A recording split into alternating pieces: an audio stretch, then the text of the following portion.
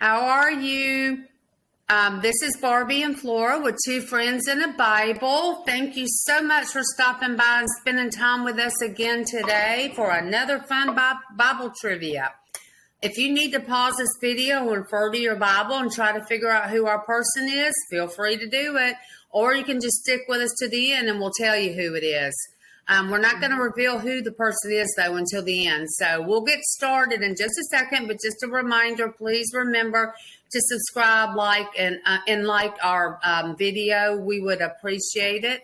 Okay, so let's go. Our person was the son of Alphaeus and was a first-century Galilean.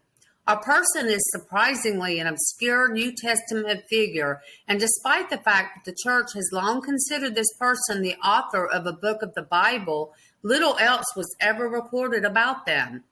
There are just 7 mentions of our person in the entire Bible. This person was also part of the 12 disciples of Jesus, so we know it's a male, and we narrowed it down to 12 people. He followed Jesus and even witnessed his ascension on the Mount of Olives. He continued spreading the gospel to the Jewish community in Judea even after Jesus ascended into heaven. Hey, Flora, you want to do the next? Sure. He was a tax collector or publican, one of the most reviled professions in ancient Judaism. As a Jew, stepping into this profession was essentially an act of betrayal to his people. Tax collectors had very little accountability. They'd be told to collect a specified amount of money, but they could tell people they owed different amounts, and they had no power to dispute it. So tax collectors earned a reputation for telling people they owed more than they did, and they would pocket the difference. To the Jews, tax collectors were the embodiment of sin. Jesus called him while he was sitting at the customs house in Capernaum. He was employed as a tax collector in the hierarchy of Herod Antipas, son of Herod the Great, in the Roman Empire of Galilee. The scriveners of the Pharisees found fault with Jesus because he feasted with tax collectors and sinners, and he showed gratitude to Jesus after his call by preparing dinner to share with Jesus. And you can find that in Luke 5:29. And Barbie, tell us a little bit more about our person. I sure will. He preached the gospel in Ethiopia. He traveled together with Andrew, a fellow disciple of Jesus, to preach the gospel in Ethiopia. Our person preached the gospel. He fights 2 sorcerers who keep the kingdom in their control using their dark powers. He also converted the king of Ethiopia by performing a miracle of raising the king's daughter from the dead. Our person conflicted with King Hertactus because of Iphigenia, daughter of King Egypius. And I know I butchered those names. I apologize. Saint Iphigenia was dedicated to God, and our person veiled her. King Hertactus promised our person by giving him a condition that if he succeeded in persuading Iphigenia to marry him, he would inherit to him half of his kingdom. The following Sunday, the king was invited to the church for feedback on his request. Iphigenia claimed that she already was a companion to the heavenly king, and thus Hertactus did not stand a chance for her hand in marriage. Due to his anger, Hertactus sent a swordsman to kill our person while he stood on the altar. And Barbie, our person performs the miracle of changing the direction of fire, and this kind of ties into this same story. After his proposal of marrying Iphigenia was obliged, Hertacus had evil intentions against Iphigenia. He put fire to her home to destroy it. Fortunately, our person appeared, controlled the fire, and redirected it to the royal palace. Trying to go in battle with the eternal God, Hertacus faced a series of hard times, like he contracted leprosy, and this was also while his own son died. This misfortune caused him to lose his position as the king, and so his brother succeeded him. Our person's book in the Bible is also one of the 3 synoptic gospels. It talks about the birth, the missions, and the death of Jesus. He brings out the emphasis that Jewish tradition should be long-lived in the church that was increasingly becoming Gentile. A series of struggles and conflicts between the evangelistic and other Jews is brought open by especially the scribes and Pharisees with criticism. In this book of the Bible, unlike Mark, who commences his book of Mark from the baptism and temptations of Christ, our person starts from when Jesus is born, showing the fulfillment of the messianic prophecies of the Old Testament. He is also recognized as a saint in the Roman Catholic, Lutheran, Eastern Orthodox, and Evangelical churches.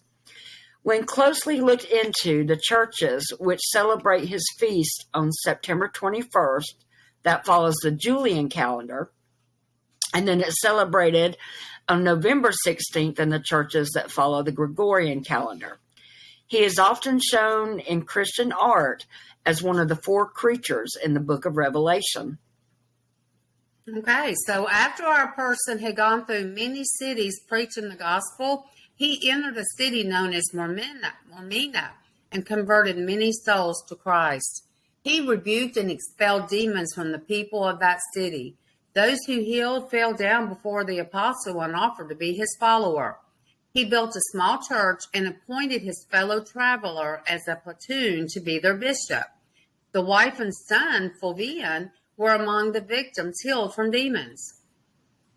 Our person was one of the gifted apostles in creating a good rapport with the people he came across. He succeeded in spreading the gospel across many countries like Macedonia, Syria, Persia, Parthia, and Media. He also built churches in these places he preached and converted people. He is remembered through the paintings of Caravaggio in the church of San Luigi dei Francesi in Rome. You may have an idea or already know who this person is. Flora, can you give us a few more hints? Some of these might seem a little bit easier. They do, and this next clue might give it away for some of you. Our person was also known by the name of Levi. While he is honored as a martyr, no one knows for sure where or how he died. Various accounts say he was beheaded, stoned, burned, or stabbed. One even suggests he died of natural causes, like John. Here's a fun fact, though. As a tax collector, he would have presumably been great with money, and modern readers would think he'd be an ideal candidate for the group's official treasurer. But given the reputation of tax collectors in the first century Judaism, that would have been a bad move politically, which might be why the disciples gave the job to a guy named Judas Iscariot. Think about that. They were worried about putting a tax collector in charge of their money. But Judas not only stole from the money bag, which you can find in John 12:6, but he ultimately betrayed Jesus. And also, when it comes to our person, there's not a lot to go on. But what we do have, the Gospels, shows us that he was one of Jesus' most powerful examples of the forgiveness God offers everyone. This tax collector was reviled for who he was, but Jesus loved him for who he was.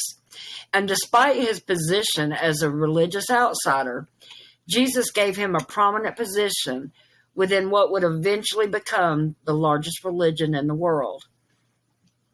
Nice. Okay, guys, have y'all figured out who this person might be yet? All right, let's do our drum roll.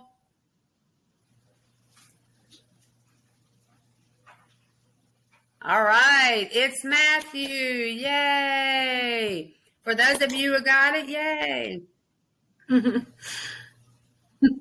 Okay, guys. Well, can you tell we have a lot of fun doing these? We really do. And we've really enjoyed these, and we hope that you enjoy them too. And we have numerous videos, so you can check them out. If you go to our YouTube page and under playlist, you can just look, and it'll say it has our different series, and it'll say Bible trivia. So you can find all our trivias in there if you enjoyed this. And just another reminder, please like and subscribe and hit the reminder bell. And if you hit the reminder bell by doing this every time we put up a video, you'll get a notification that we have a video up, okay?